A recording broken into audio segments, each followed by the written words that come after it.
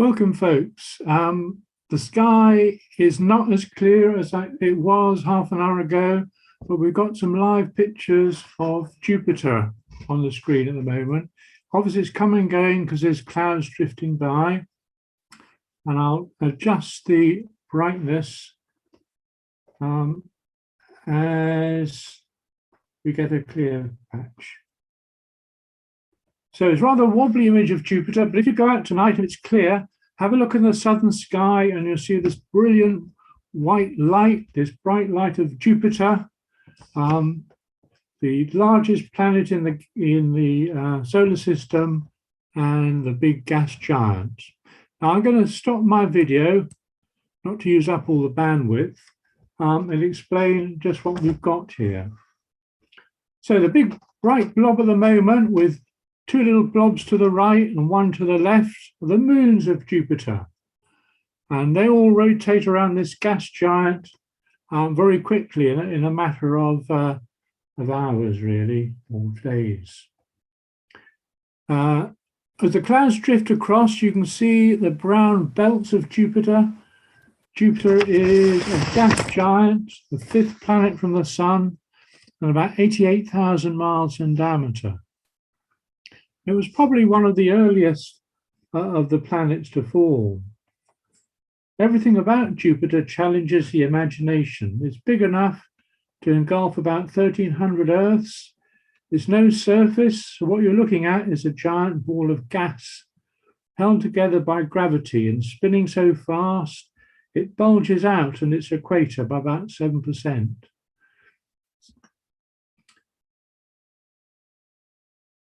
What we can't see tonight is one of the more mysterious features of Jupiter, and that is the enormous Great Red Spot.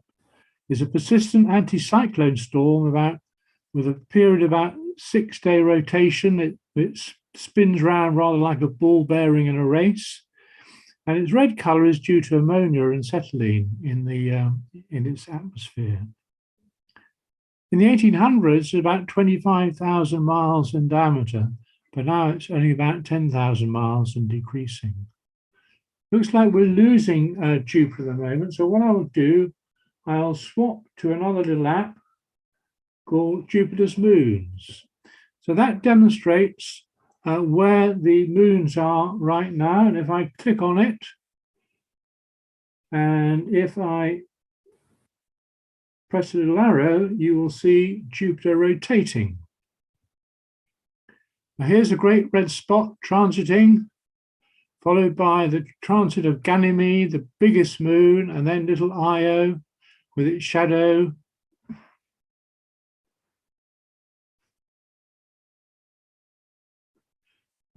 Now tonight there is actually a shadow transit of Europa, and I'll keep an eye on that and see whether we can spot that. It was visible earlier. Now Europa is a smooth little world, really smooth. From a distance, it looks exactly like a pool cue ball. Say you took a pen and scribbled on the surface of such a ball. If your Europa was shrunk to the cue ball size, not a single feature on its surface would be as high as the thickness of the ink. Devoid of mountains or valleys or even craters, Europa is the biggest ice rink in the solar system. Contrasting with that is the little moon Io, that one on the left there. It's pretty much the same size as our moon, but its surface looks like a melted pizza. Imagine a moon that orbits as far away from its planet as the moon is from the Earth, yet whirls around the planet not in 28 days like our moon, but in a mere 1.7 days. Welcome to Io, the innermost of Jupiter's 4 giant Galilean moons. Like our moon, Io is tidally locked, one face forever towards its parent. If you could stand on that face and look up, what a view you would have. Jupiter and its whirling multicolored cloud belts would fill almost a quarter of the sky. In the life of this moon, Jupiter is everything. It dominates Io as no other planet dominates a satellite. It's a domination that has extraordinary and dramatic consequences for the pizza moon. In 1979, the little spacecraft Voyager 1 was flying faster than a speeding bullet, has streaked through the Jupiter system, was now heading towards its 1980 rendezvous with Saturn. But before the probe left the giant planet, its camera points backwards and takes a parting shot of Io. And when the navigation engineer, Linda Morabito, studies the image, her heart misses a beat. Spouting from the tiny crescent moon silhouetted against a starry background of space is a phosphorescent plume of gas. Morabito had discovered the supervolcanoes of Io. Over the next days, the Voyager team, poring over image-enhanced photos, will discover a total of 8 gigantic plumes, pumping out matter of hundreds of kilometers into space. Io, it turns out, is the most geologically active body in the solar system, with more than 400 active volcanoes. Its orange and yellow and brown pizza surface is peppered with vents reminiscent of the geysers of Yellowstone Park. Right, so let's switch back and see whether we've got Jupiter back again. I'm going to reduce the exposure. And with any luck, yeah, we can see the belts, and you can see a little dark spot on the left, about the 11 o'clock position. That is what we call a shadow transit of Europa. Europa is a faint little moon on the left of the planet, barely visible at this exposure, and it's casting its shadow on the tops of the gas clouds. Brighten it a bit and you see it a bit better. There we go, there we have Europa, and there we have its shadow. Unfortunately, Jupiter is very low down in the sky at the moment. Because we're looking through about 50 miles of our atmosphere, the image is appearing very wobbly. But what we can do, we can take a series of pictures, a little video sequence of about a minute. We can capture about 8 or 10,000 frames. And we've got software that can stack those images together, and we can get a clearer picture. If I zoom out and I increase the exposure, you can see Jupiter and its 3 little moons. I think Callisto is way over there, over to the left. It's out of the field of view at the moment.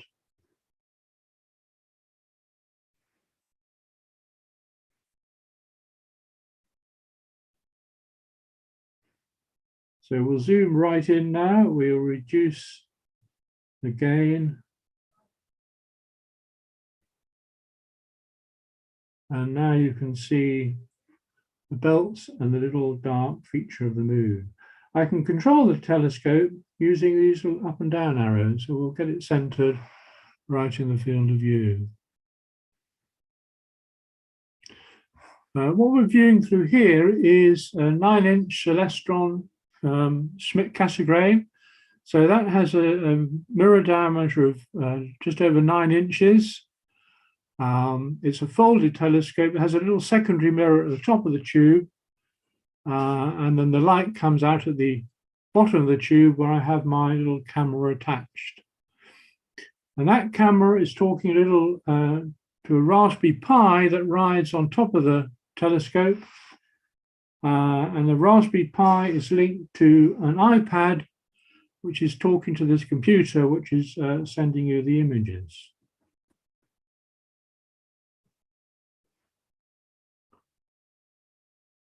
So there we have a live image of Jupiter.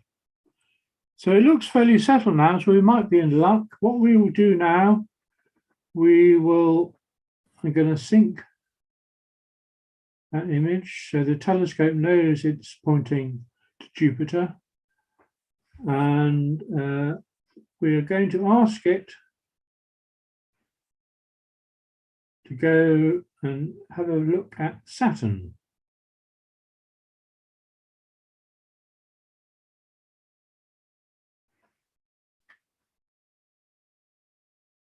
Now, Saturn, of course, is the planet with the rings, the sixth planet from the Sun and the second largest. It's taking a little while to go there because Saturn is on the other side of the meridian, so the telescope has to slew right over and point to the other side of the sky. In the sky, you'll see Saturn probably about a hand-span width to the west of Jupiter, a little bit lower down. I hope we'll still be able to catch it. It won't be behind a tree in my garden, but we're fingers crossed.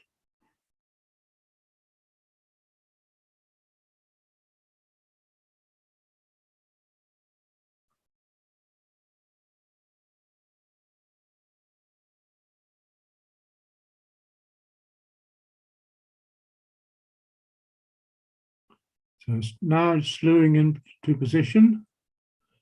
When it gets there, the camera will take a short 5-second exposure and it will plate solve. It will work out where in the sky that image is taken, and it hopefully should go on and center Saturn if it's not in the right position.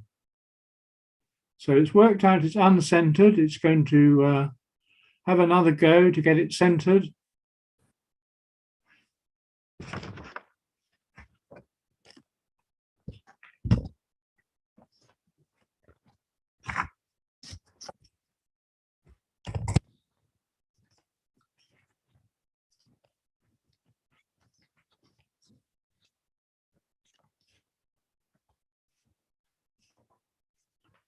So it's now confirmed. So that's good news. I'm just going to take a very quick exposure.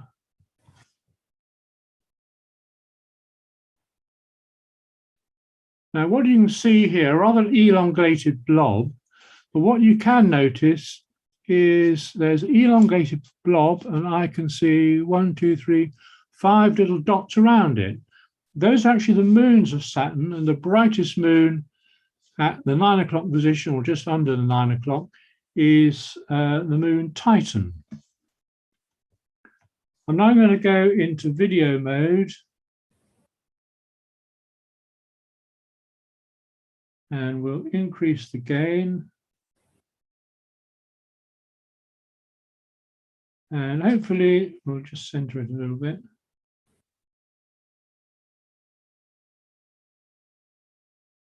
You can see a rather wobbly Saturn with its rings. Now, the other thing you will notice is the bottom half of Saturn looks red and the top half looks blue.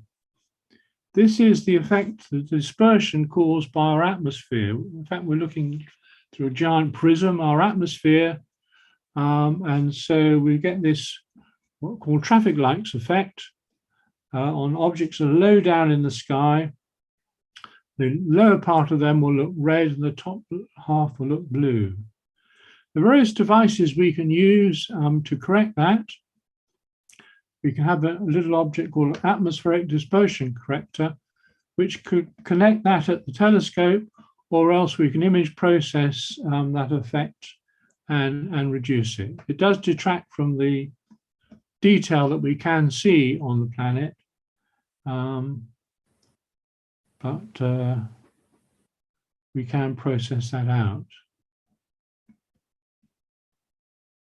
Saturn has an iron-nickel core. It's another gas giant. Its rings extend about 4,000 to about 75,000 miles from its equator, but they're only 20 meters thick. Amazing we could see and them appear so bright for something that is so slender. And the rings won't last forever. They will probably in time fall down onto the planet, probably caused by the impact of one of the moons of Saturn with an asteroid, that smashed it all to smithereens.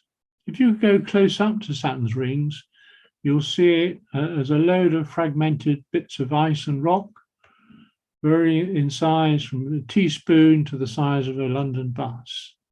So it's a shattered remains of one of the moons of Saturn.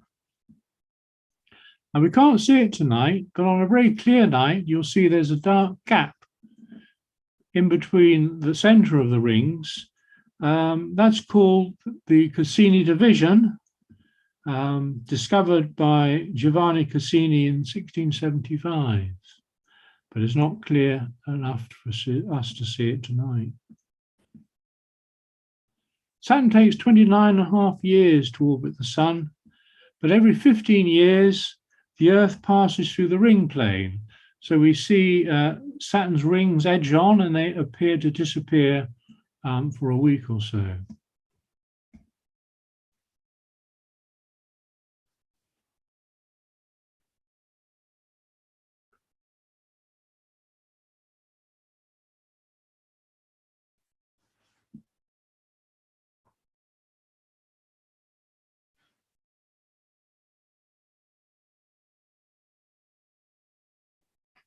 Probably a better view, not quite so magnified. Another thing you can see in this picture is a little dark gap on the left of Saturn. That's the shadow of the globe of Saturn onto its rings. So it looks like the rings stop there is actually the shadow of the globe preventing light from the rear part of the rings to reach our eyes.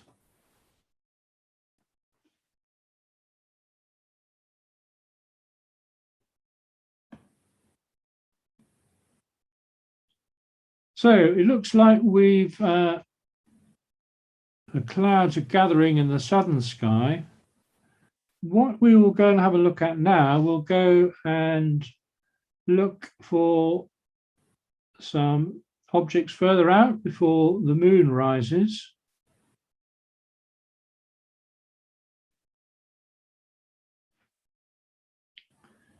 And I'm going to show you the remains of an exploded star, if it's clear.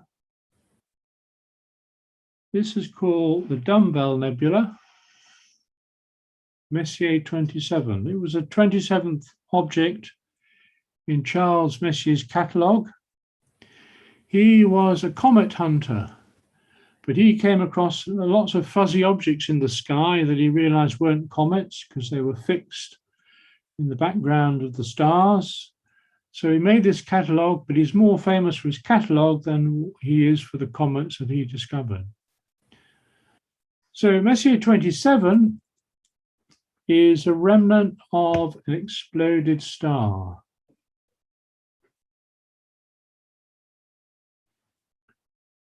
And the telescope's slewing there at the moment.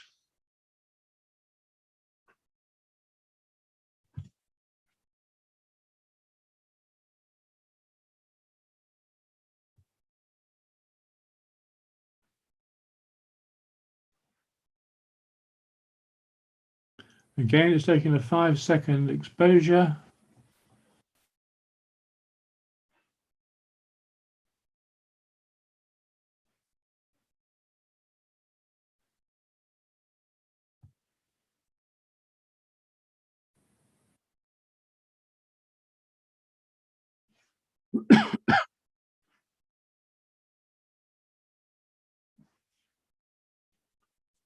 So it doesn't look like it's having much success. It looks like it's probably cloudy.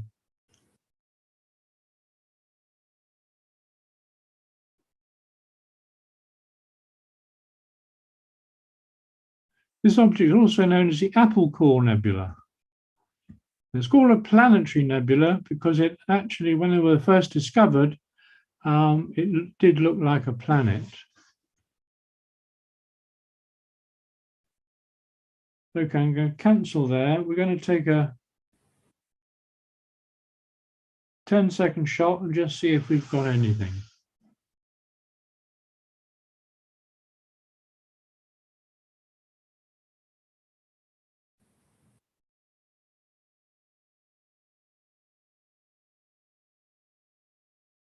Oh, yeah, we have. That's good news.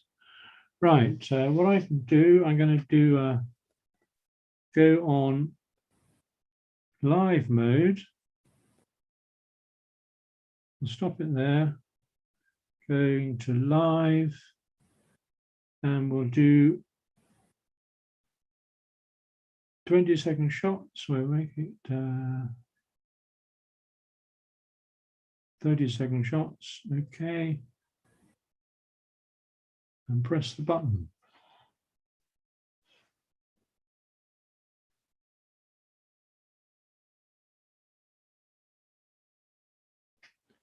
So what I've asked the telescope to do now is take 30-second exposures and stack these images. You can see why it's called an apple core nebula. The core of the nebula is a bluey green color, and the skin on the outside is a red color. That red color is due to emissions of what we call hydrogen alpha light, and the bluey green color is due to emissions of ionized oxygen, or O3. Now, the other thing I'm going to do, obviously, is taking 30-second exposures. So we're going to ask the telescope we've got a little telescope riding on the side, and we're going to use that as what's called a guide telescope.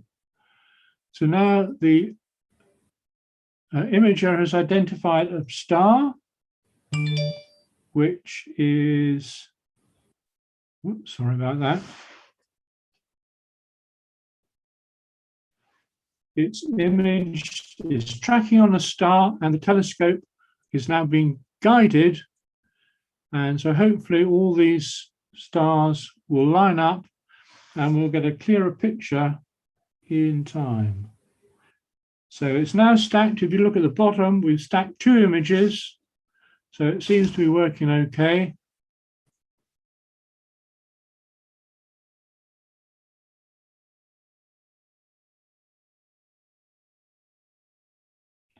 And at the bottom here, you can see a histogram. We can adjust the levels of brightness. If you imagine the scale right on the far left is all the dark pixels, and the scale on the far right is all the bright ones. So we can darken it by bringing the scale right up to the peak of the histogram.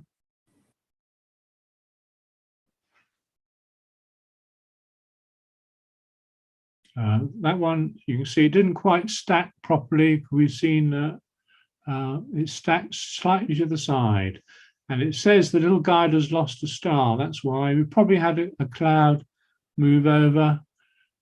So we've lost the tracking for a while.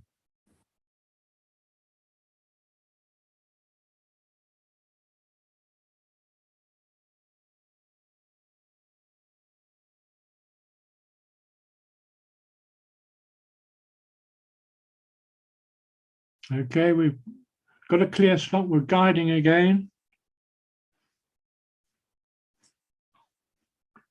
So this particular object is about 1,200 light years distance. So the light you're seeing here has taken 1,200 years to reach my telescope and the camera that's capturing these photons. It is visible with binoculars. It's quite one of the largest planetaries. So if you did have binoculars, and you can find the constellation Vulpecula, that's just below Cygnus the Swan, you might just be able to pick it up on a nice dark night.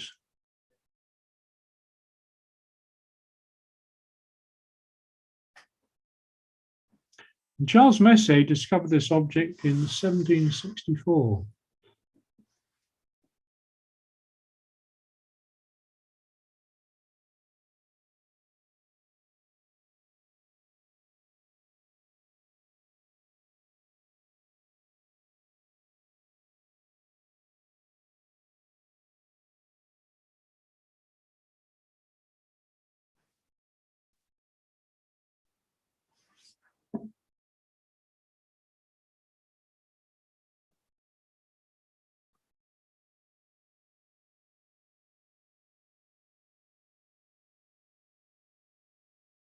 So it looks like we're guiding again.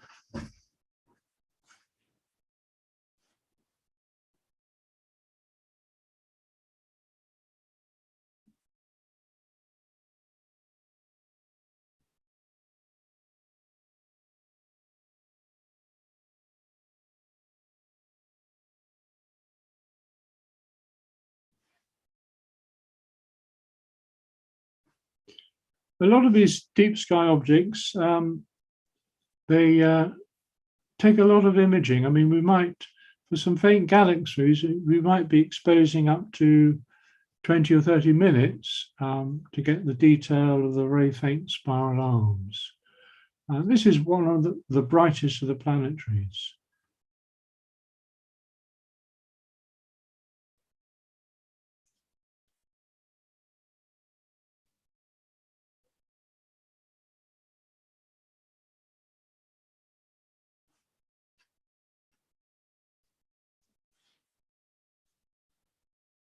Now, the other thing I can do, which I haven't done yet, I should have done, we can cool these cameras down. I'm going to turn on the cooling, which is going to cool the chip, the imaging chip, down to minus 20 degrees centigrade.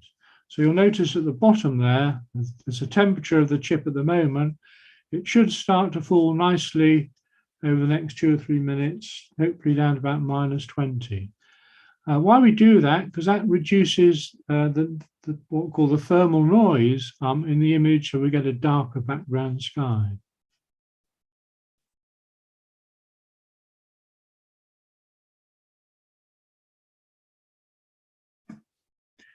Right, okay, that's the Dumbbell Nebula.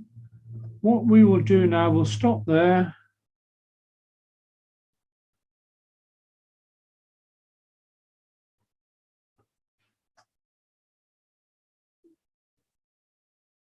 And we're going to look at another fascinating object, a lot further away than the Dumbbell Nebula.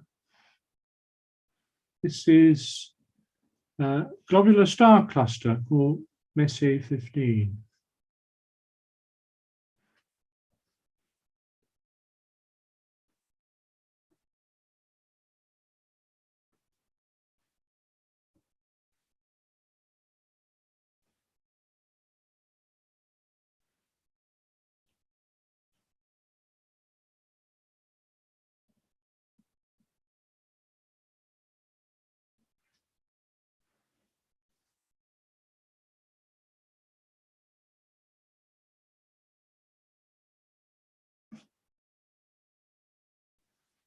Again, this is a binocular object.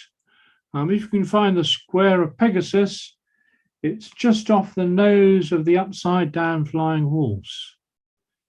Again, it's called Messier 15 because it was his 15th object in his catalogue. And of course, in those days, his telescopes weren't all that large. So he saw it as a fuzzy blob, but hopefully we'll be able to show it something a bit more interesting than a fuzzy blob.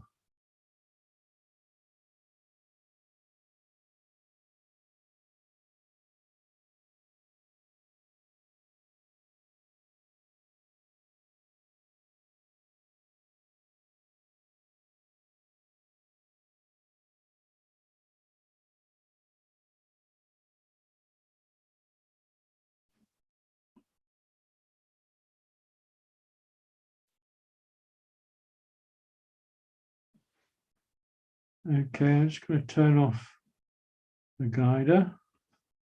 We'll do a 10-second exposure and see what we've got.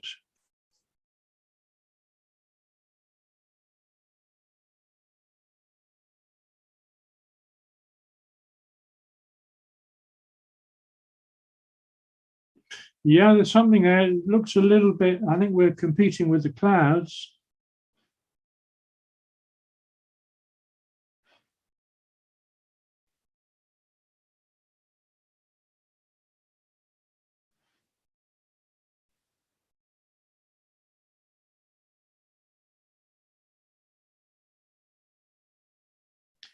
But we will put it in live mode.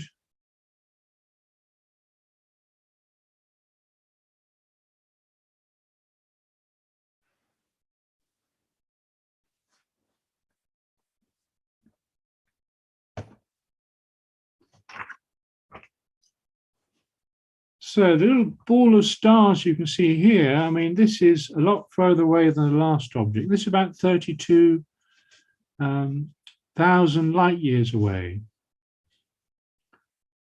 These globular clusters are balls of between 300,000 and 500,000 stars, all gravitationally bound.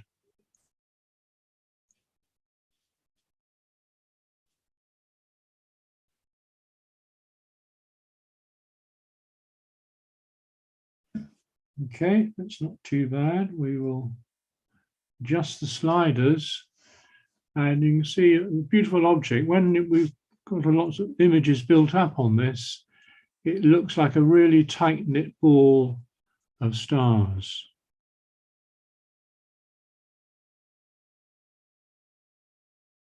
So it's magnitude 6, so it is visible in a pair of binoculars. You would see it as a fuzzy blob in a pair of binoculars. It wouldn't be resolved into a snowball of stars like we can see here. And the whole structure is about 175 light years in diameter. So they're a lot smaller than our galaxy. Our own galaxy, what is about 100,000 light years from end to end. These globular star clusters swarm around the core of our galaxy. There's probably about 200 of them known, and they're very old structures, probably formed very early on in the formation of our galaxy.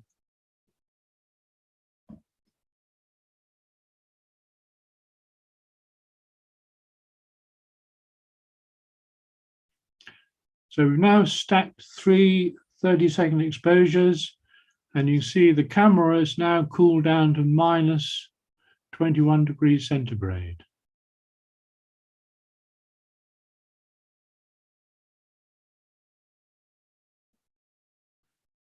So it looks like the skies have cleared for a while. That looks okay.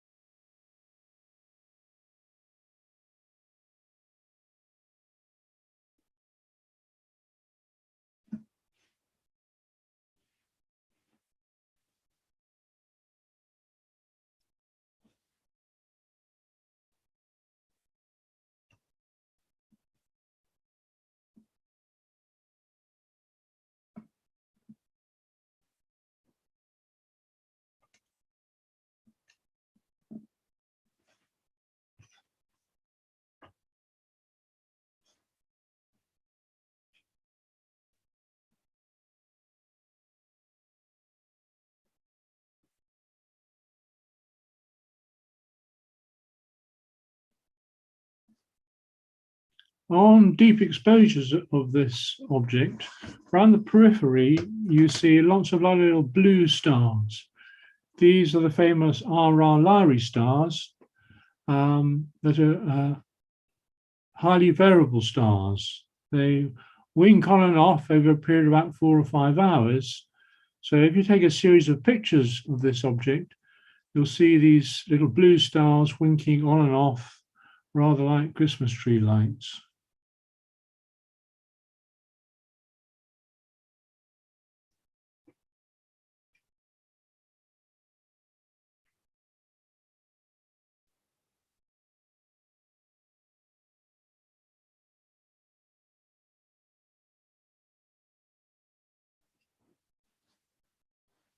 Right, we've stacked 8. We'll stop that there, and we'll save that.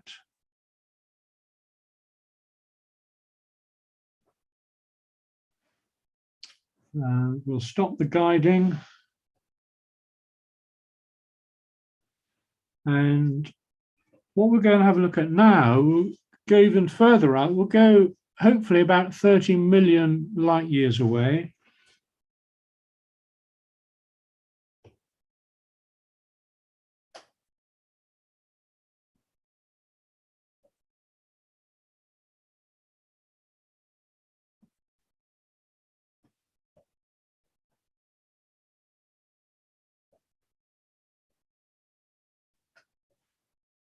And we're going to find a galaxy.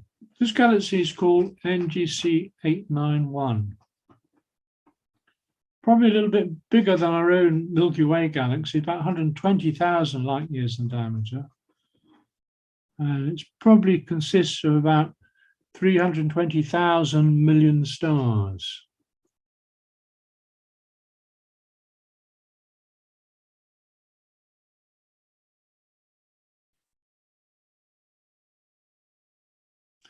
Now, you won't see this with a pair of binoculars, but certainly if you've got a pair of binoculars, have a look at our nearest galaxy, Messier 31, the great Andromeda galaxy, because you should be able to see that as a misty patch of light with a simple pair of binoculars.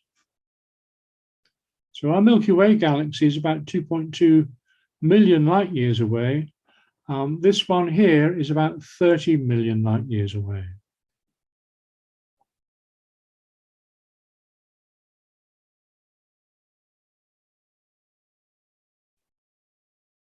So it's confirmed it's found it. And what we will do now, we'll go on live mode. We'll do 30-second shots. We'll put the guider on.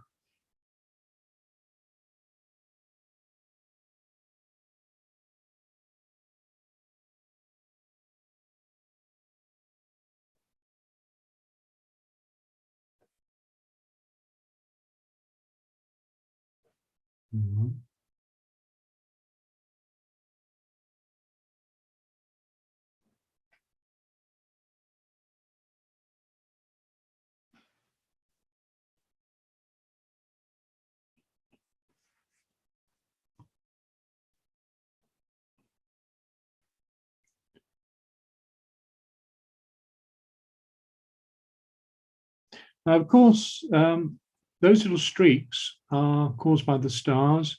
The telescope, of course, it has to accurately track the stars to get the stars to appear as pinpoints. So it's on what we call an equatorial mount.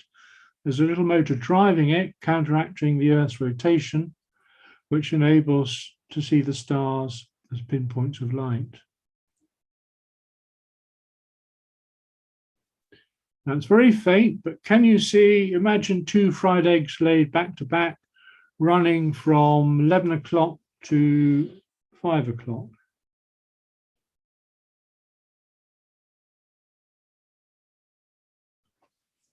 Hopefully in time that image will build up a little bit more, but you can see we're seeing an edge-on spiral galaxy. The dark bit in the middle is called the dark dust lane. That's a region of star formation when new stars are being formed.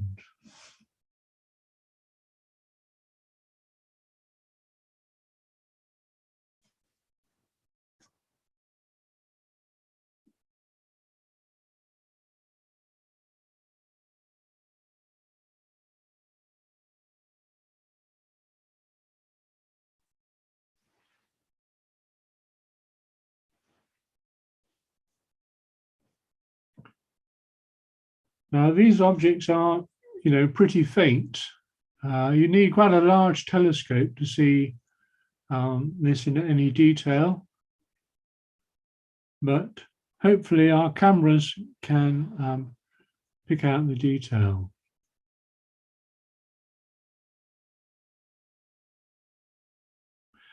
Now, all the stars you can see in that picture belong to our own Milky Way galaxy. So they're all nearby objects.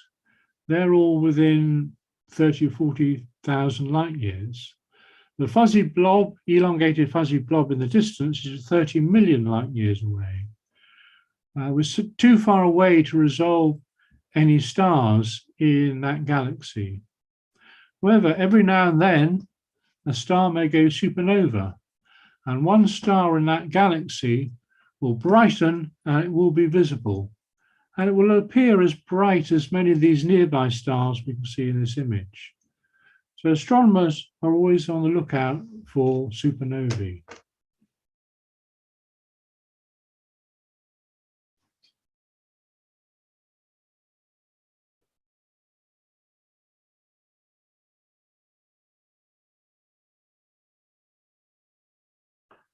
So it doesn't look like it's stacking them very well. It says it's ignored 3.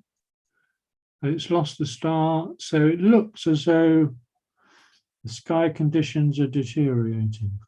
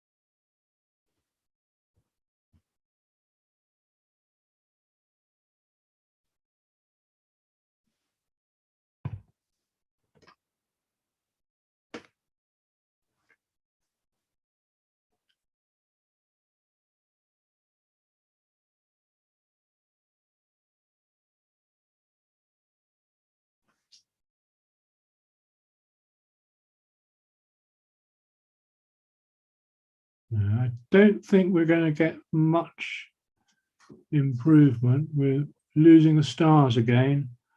So I think, folks, I will probably end it there. Thanks for listening in. At least we were able to see something tonight. And I hope I've whetted your appetite to go out there and have a look at some stars. So thanks very much. Bye for now.